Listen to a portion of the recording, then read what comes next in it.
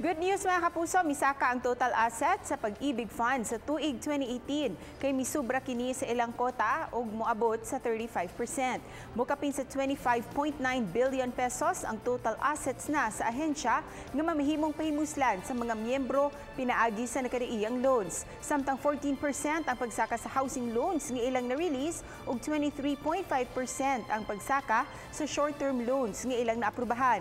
Ang coverage sa critical illness mamahimong ma-avail usab sa mga Pag-IBIG members. Samtang kutob pa sunod tuig ang condonation sa mga loans nga na-pass due na.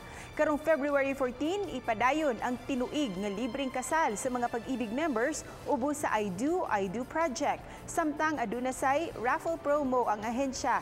Diyan moabot sa 50,000 pesos ang mudaog sa loan raffle o gusa ka milyon ka pesos sa dagdag ipon promo. Ilang awhag nga dili dayon motuo sa mga scam text ug scam emails.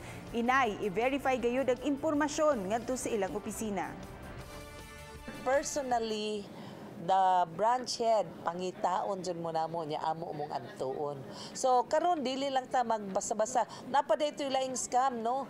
Nakabasa sa I think sa Facebook man siguro to nga gi-post nga dunay iparaffle nga house and lot ang Pag-IBIG para sa mga membro for this karon nga Pasko. Dili po na siya tinuod. Ang nakanindot aning programa is makaabil ang mga membro of up to 45% discount sa palito nila nga property.